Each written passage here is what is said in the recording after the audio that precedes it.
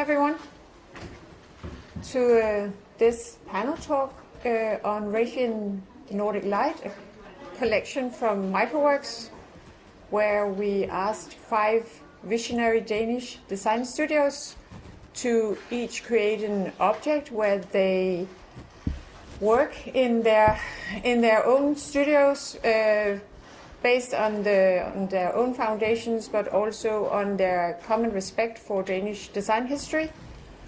The group was created out of the idea to showcase that Danish design is still relevant and important, and that Danish designers are still interested in, researching new materials and new ways of working. Microworks been bold and brave enough to make this collection. We've done it all in half a year. Thank you all for taking the brief and saying, okay, we'll do it. We'll set time aside. We asked Marie Bruun, who runs her own studio, Thomas Lykke from OEO Studio, Caroline and Bruun from AXO Studio, or Atelier AXO, and Frederik Gustav, who runs their own studio as well. I've asked the designers to each, in their words, explain how they work and their experience, and then we'll take it from there. Frederik, so you can start. Yeah. So good in dividing who says what. Hello. Yeah. So we are Frederik Gustav. I'm Frederik. I'm Gustav. Yeah. And That's good to know. yes. You tried that. Yeah. I can also be Gustav, and you can be Frederik. That's the way it is. We are a studio based here in Copenhagen. We are working with light and spatial design. Yeah. We have a practice our studio in Amager. Yeah. Which is kind of the rough end of Copenhagen in a way, at least in the neighborhood we live in. And that means that sometimes a burned down car at the parking lot and stuff like that. Yeah. So this is a different setting. So it's fun to take the product from there and place it in place like it in more here, at a beautiful surroundings. gallery. Yeah. Thank you. Thank you. Hi, I'm Caroline from Atelier AXO. I'm just one part of the company. We are also Rose and Martin, who's also here. We are a cross-disciplinary design and architecture practice based in that building over there. Yeah. So very different from your setting in the building of Design Museum Denmark. We are placed, and we mainly focus on small-scale architecture, mostly residential projects, as well as interior design and furniture pieces. And yeah, maybe I should stop there. Okay. All right. I'm Thomas Lykke from OEO Studio. We've been around for around 20 some years, and we also do architecture, interior architecture, and a lot of products. Yeah, I think that's it.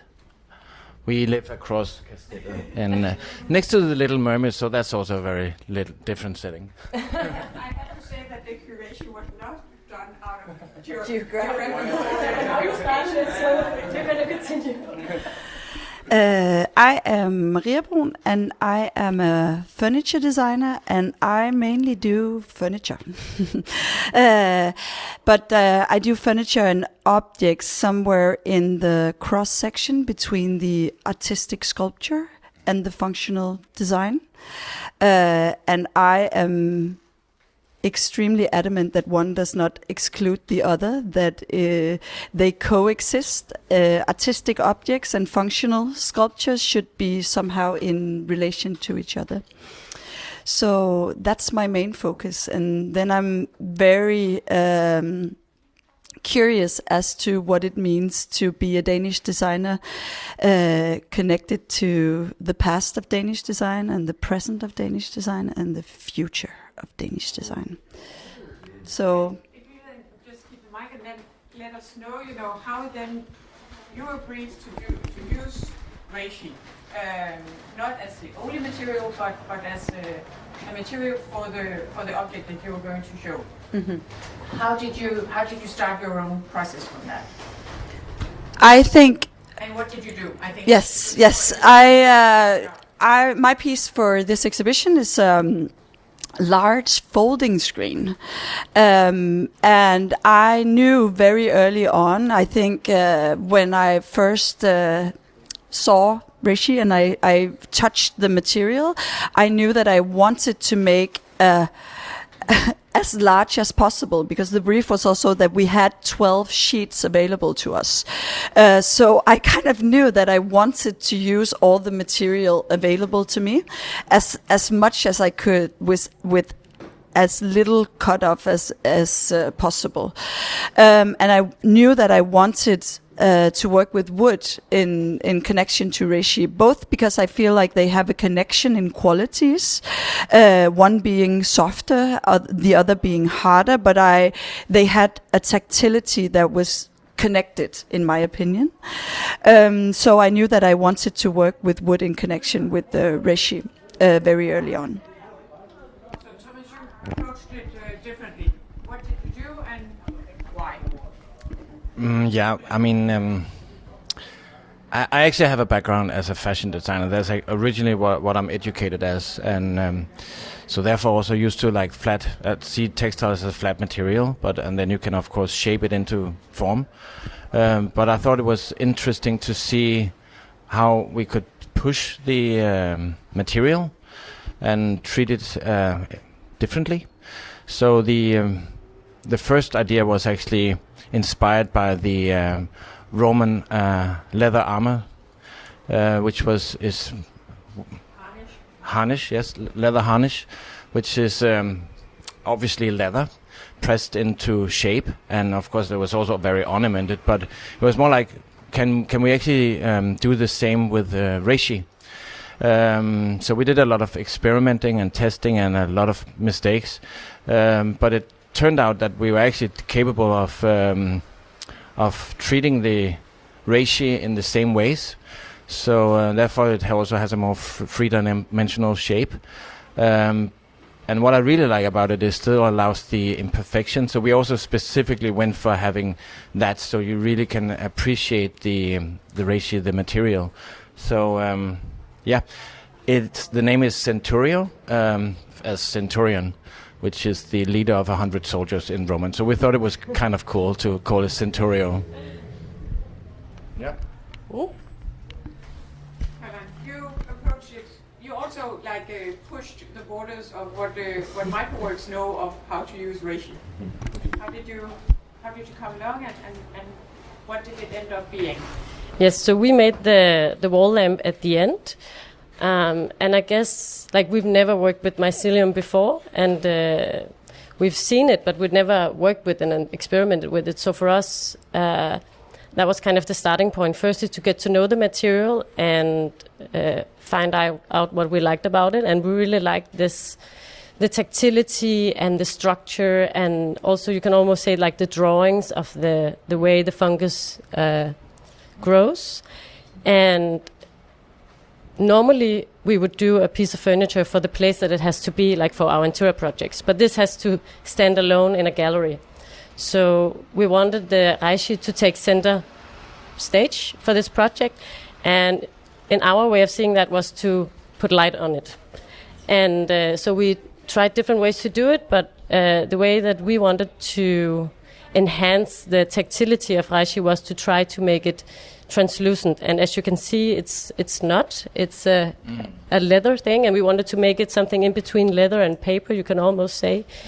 We have a background of working with the washi paper for lamps, so it has this soft light going through it.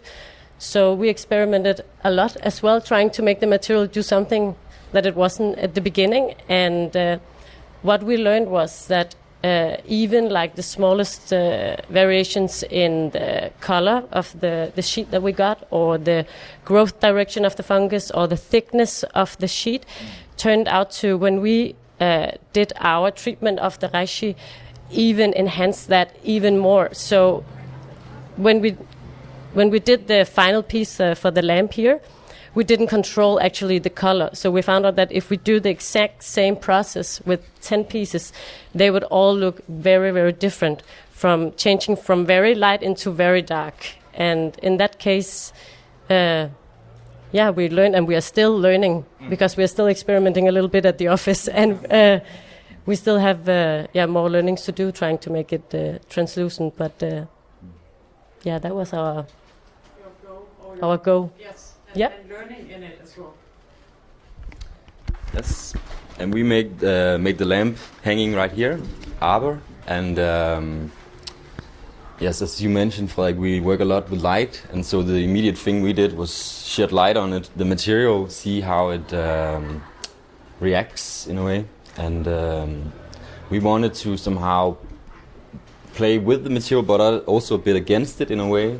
So try to place it in a material setting that it maybe hasn't been in a way.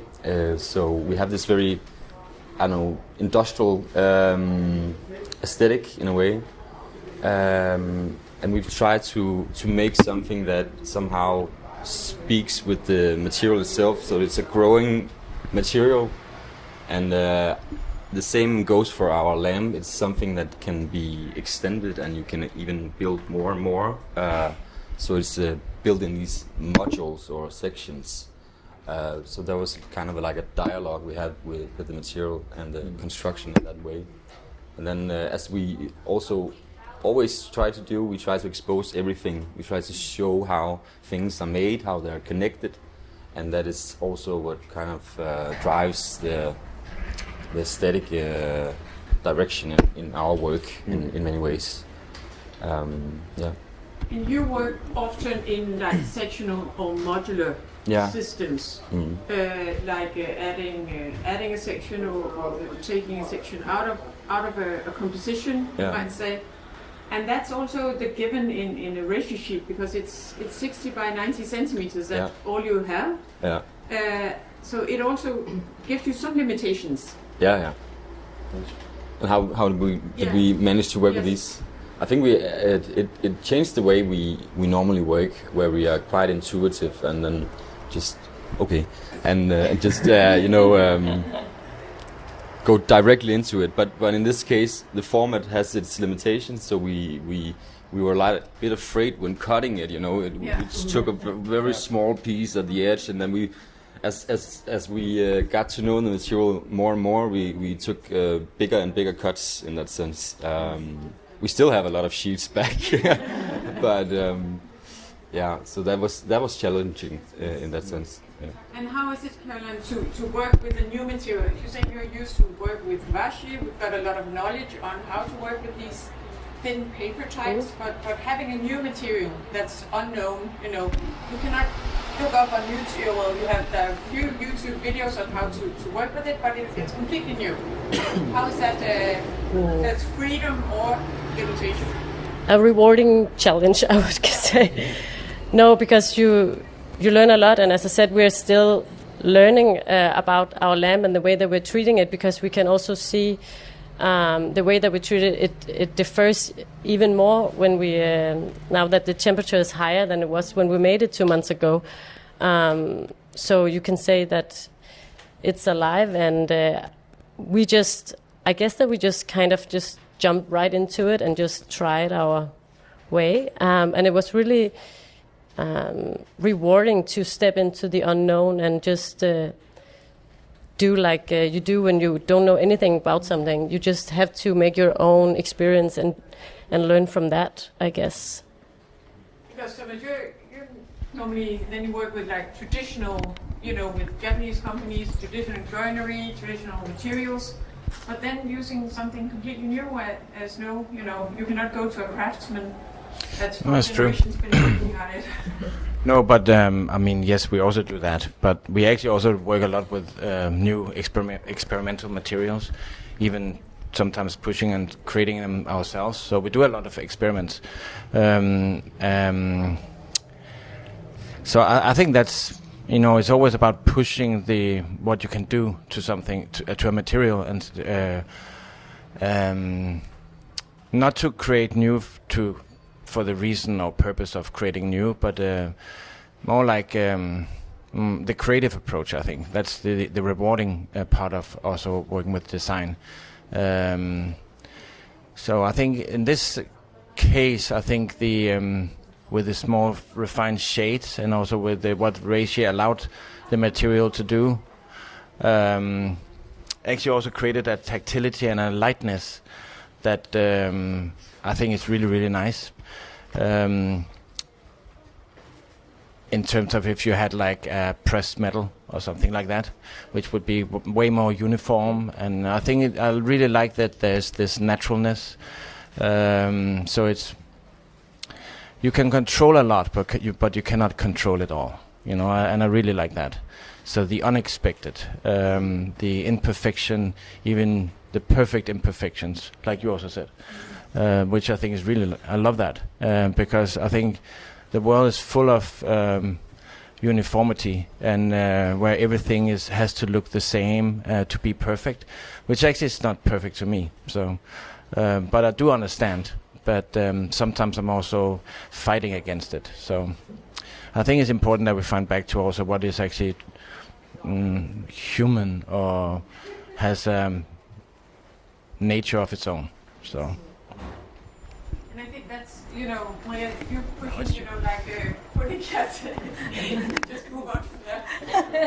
Okay. But it's also, you know, giving, you know, Thomas, you're really hands-on, starting boiling the cheese and everything. And Maria, you took a completely other approach, right? Yeah, we were cooking. You were cooking. So your next book will be on, you know, cooking with Reishi. Looking for. So Maria, you have this, you can say, more geometrical approach to it, and also trying to limit waste. Yeah. And use everything. But you also have like a very strict screen standing there, composition-wise, but all the sheets are different. Yes, but it's I might have had an epiphany while listening to the rest of the panel talk, because I think the way I approached the material was actually with the material knowledge of wood. I mean, so my standard material would always be wood. So when approaching a new material, I mean, even like from a functional standpoint, the tools in my studio are for wood. So kind of my material approach would reflect that. So kind of stepping into this new material, I would impose wood processes onto it, which means if I get a plank of wood, I would optimize as much of the wood as I possibly could. I would saw it down, and I would kind of sort it into the best wood, and then the second best wood, and the third best wood, and I would pair it in new ways. And that was also the approach I had with my 12 sheets. In a way, I was like, "Wow, what will I do with this mark?" Or it kind of, and the same way I've grown to love wood and kind of the variation of the expression and those little stories that are connected to a growing process that wood also has. I kind of also had to put that love into each sheet of mycelium and look at it and be like, what happened here? What are those spots? And I think so that it reflected my work with the material. And as you say, I kind of focused on wasting as little as possible, and I've saved all the cut-offs, and I'm like, I have to figure out what to do with them. So it's he'll make shoes. No, I'll make Chevy a bag. Yeah. So it's I think I that was my approach to the material, and then it became a geometrical thing, and also with the ambition to build bigger scale, but to kind of step into a spacious scale where I worked with light as something you filter from the outside world. I worked with light within the object, whereas it transforms in every time you kind of move a panel, life will filtrate through the piece in a different way, and it will kind of compose itself, and it will fold out itself. So I think it became my approach. And I think that was of the approaches in the brief and the whole discussion with MicroWorks is like, what is Danish about Danish design? And it is, I think, fundamental that light changes throughout the day and throughout the year. Even now it's overcast. Yesterday was like sunny, and that shows, I think, in all your objects that we're here with no knowledge of what will happen in half an hour, and how light affects through your screen. And also, Thomas, you even invented the tool so you could, dim the light. Oh no, we didn't invent it. We bought it. Not that you invented it, you created this, emphasizing that we need different kinds of light during the day, during the year. Yeah, for sure. No, I mean, light is a very, very important part of our work. So also how it can change during day and night, and is of course very important. I hope you heard that, so I don't have to repeat myself. Point of the day. Yeah, it's like so. But how do you see, because as you're saying, you went into the kitchen, went into the workshop, you went into the kitchen. Yeah. But how about approaching why this three-dimensional shape of the shades? Why not just putting linear sheets of reishi? Well, obviously the look would be very different, but of course it's also, I mean, when you give it a more three-dimensional shape, you also allow the light to play with it, interplay. So there is an interplay with light and shadow. So I actually made a quote saying, light without shadow is akin to food without palate, which I truly think is right. It's like it can also become tasteless, right?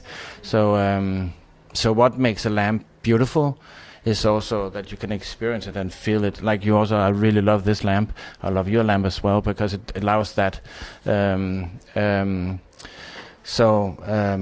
But I mean, it was also to test the material with the to mold it. I thought that was interesting because I haven't seen any other working with reishi like that. So I thought, if this could work, I think actually there's endless possibilities. And of course, it can be even further refined than we. I mean, ours is still an experiment. Yeah. So yeah. But I think it's really it's because often when you do both like interiors or commercial pieces, it is based on that you need to know the perfectional part of it, creating everything look the same and have this uniformity in a way. Yes and no. I mean, I think everybody wants something that has a personality.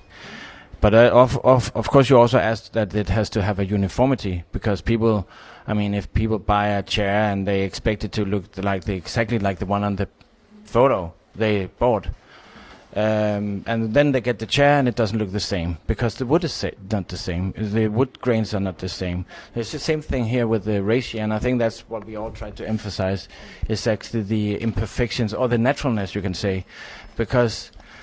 And that is also what I really like. That it's not like there's not one sheet that are the same. They vary in thickness. They vary in marks. They vary in many ways, and that's what I really like. If they were just like the wall, it would kind of be dull, right? So. Yeah, you can say that from each sheet where the light comes, throws light to the next. Yeah, and like Maria really carefully picked which side goes where. This is also, I mean, yes. Every shade is placed where it's supposed to be. Yes. Yeah.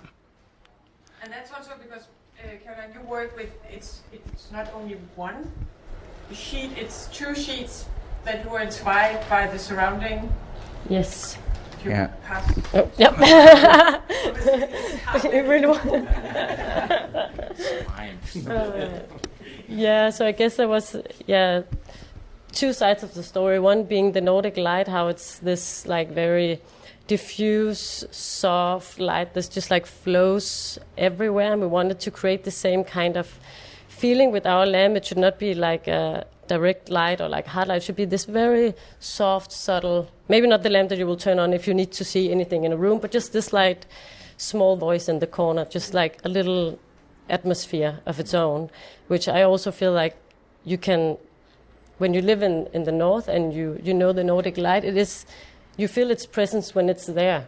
And like sometimes it's not like a loud voice, it's just subtle. It's very subtle, and sometimes you don't even recognize it, and then you're like, oh, this is such a nice light, and there's not even a sun out. And I guess from, like I said, we sit right across from here, and we just switched, our office was before towards the street, and now we are looking back into all the narrow courtyards of Frederiksstaden. And what we see from our office is all these rooftops folding on top of each other, and like directions and this displacement of these angles. I guess you know what I'm talking about because you live here, but to people who are not living here, it has all these kind of folding rooftops where they also filters lights into these narrow courtyards. And that was what we were drawing inspiration from when we were to form the object. So we kind of, the center stage is the material, but the form is from where we are right now and what we see and what we get so much inspiration from when we look outside our own window. Yeah, so that's why it has these two. And there can be even more, but we did also do a lot of different ones where there are multiple screens like yours. But as I said, the material was so different working with. So at the end, we were also like, okay, these are the two best sheets. So this is what we are going with. And I believe that must be like the process, every design process, also letting go, kill your darlings. I think that's the first sentence you're taught in design schools. But how do you draw from your earlier knowledge? Maria was saying that you went to it like the knowledge of wood.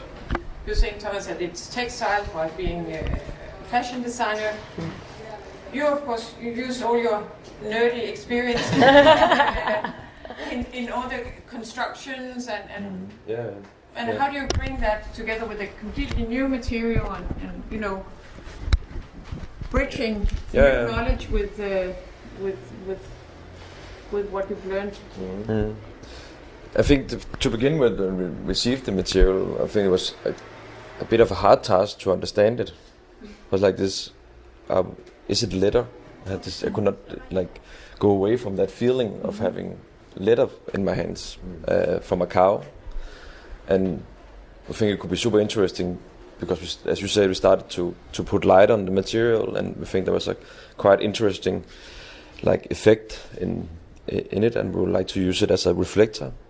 But there was also we need to like let thinking of putting a cow into a lamp. It was super strange for us. So it took us some time to. It's not a cow. It's not a cow, but fall in love with the material. Yeah. And that's also something really interesting with. It's a mushroom. Yeah, it's a mushroom. Yeah, but it takes time to fall in love with a new material. If you give a piece of steel and you see a new, it's cold, you understand it. But when you have this like natural material, it takes time. But then we started to thinking in it of this reflector effect and use the material and have the material like work with it as the most easy way as possible. Just making a little sewing in it, and then work with all components that we love to work with, really showing every detail and how things are connected. And the inspiration behind it is actually a travel hanger. Yeah, hanger. A hanger you have in your suitcase, and when you come to the hotel, you can place your shirt on it. And this little mechanism of folding the hanger was quite interesting. So we actually have come up with this idea that we have a flat pack lamp in a way. So sort of like land when you place it at the. Yeah. And how is it, then using it as a reflector, knowing that it's a new material? Is it something that will you use, textile leather from a cow in a new way now, or how will you bring the learnings from this in the next project? I think the maybe starting the design process with the material is where that's really something. Normally we start, of course, with the material, but it's mostly like some kind of tectonic, like some kind of joinery or something that is much related to the material, of course.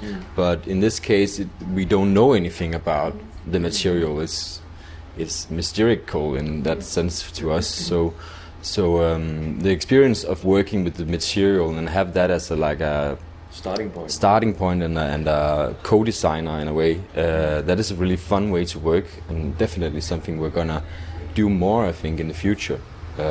So instead of knowing exactly what we're going to do, then just try having that close dialogue with the material and let that guide the process and the outcome in that way.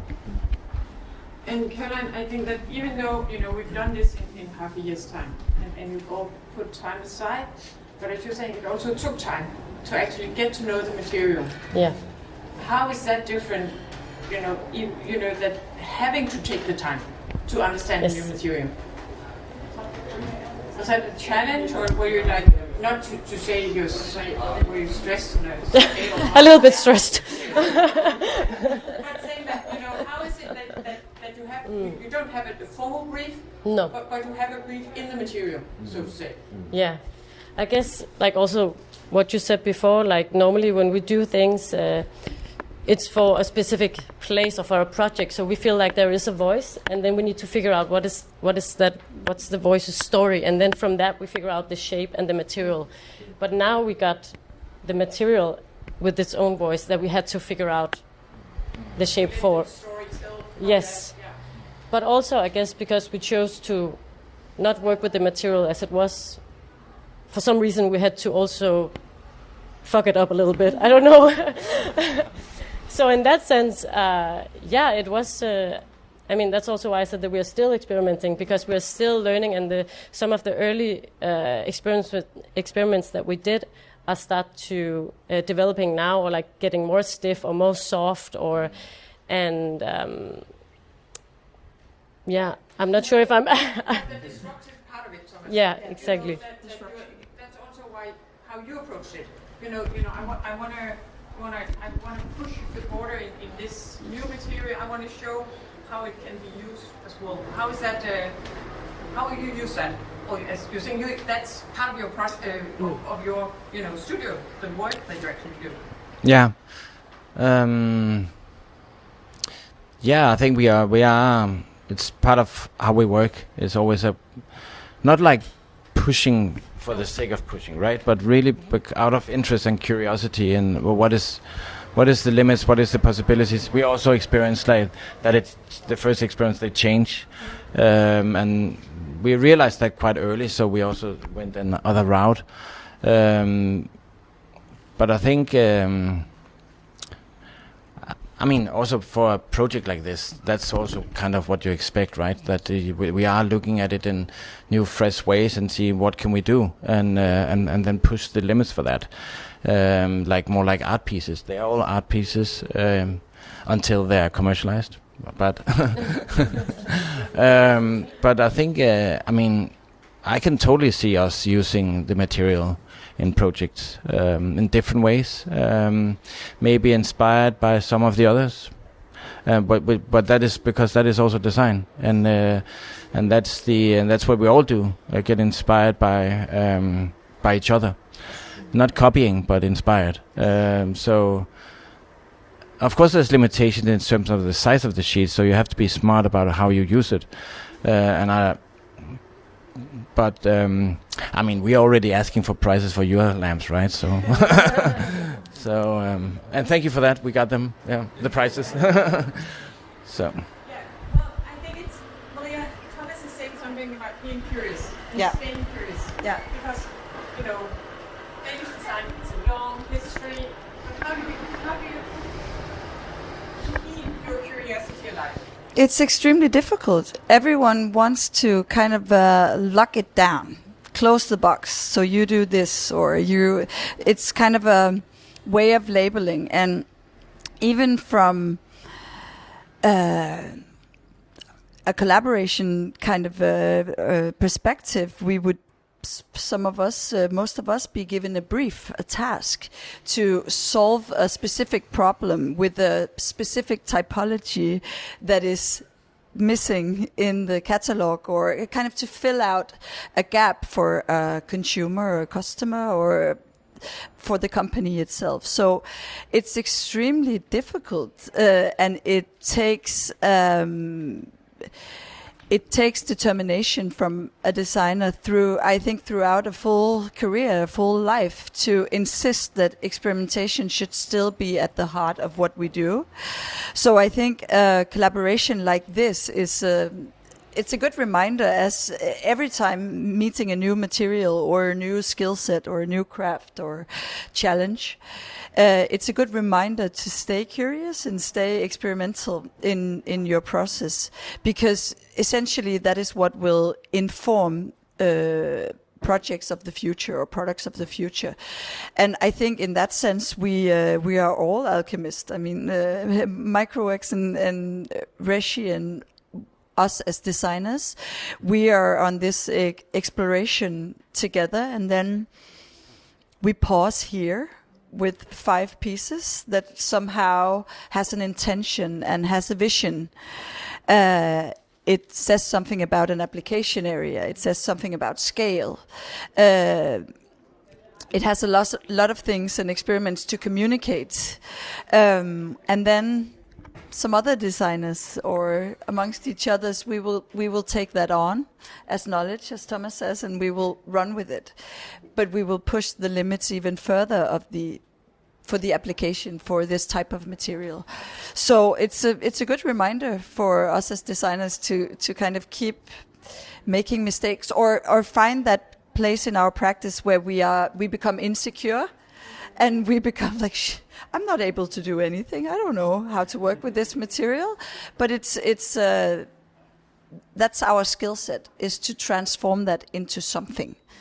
That is how we work as professionals. So, yeah. And I think that one of the many great moments in this project was the day that we did the photo shoot, where you were actually presenting the objects to the other designers. And the way that you it was like a marmalade box being opened, and then you're all like, oh wow, you did this, and being in a room where 5 designers just start sharing, creating a community, being together in a project, learning from each other, and also I think what's most important, that you started sharing.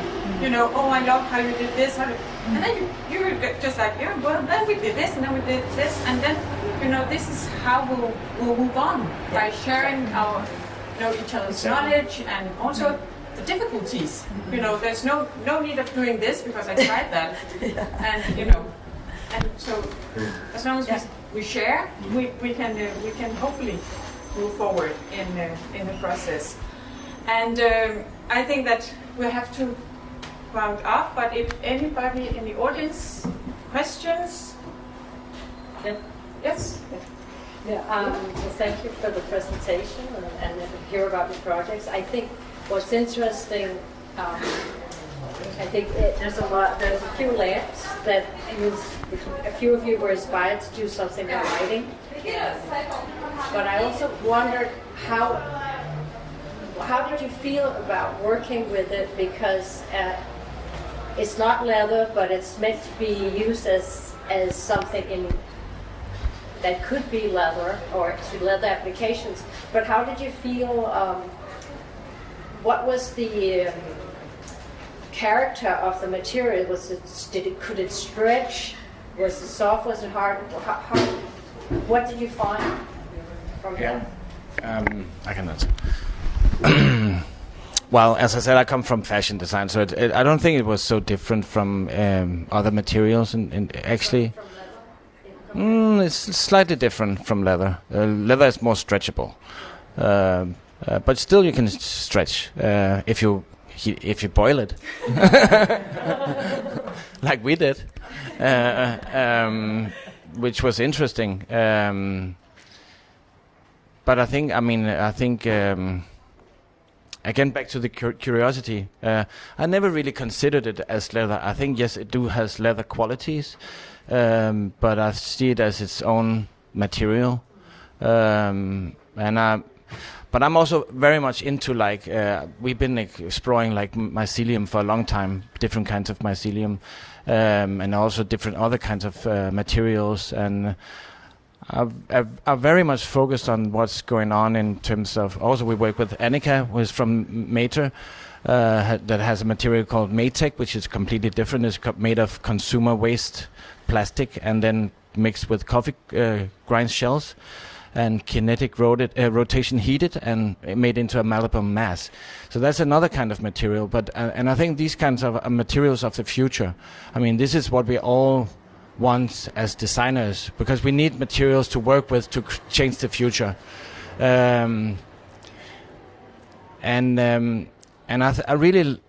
so happy that we get the opportunity to work with Reishi and MycoWorks, because I've seen so many materials over the last few decades, and they're great. You can appreciate them, and they work as a singular object, but you cannot take them to scale. And that's where this is different, because this is actually a material that we can work with, and we can take it to scale, that we can replicate, you know.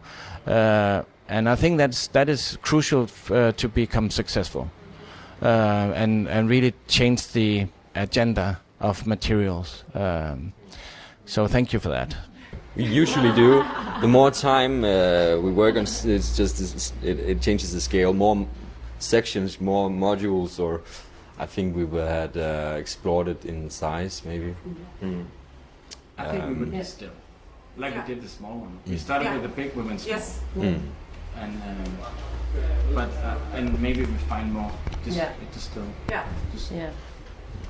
Control the process. For us, I would say our process is still kind of rock and roll. Nothing wrong with that. Nothing wrong with that, but I can say that our process is still very experimental. So I guess that we will refine the process a lot to control it more. Also to make it scalable, as you said, so that if it's supposed to be a real product, so you don't get a lamp that's 25 different looks of it, but how we can control it. Than a commercial product. Yes. You know, like some of the works by Børge Mogensen, they're still in production and have been so since.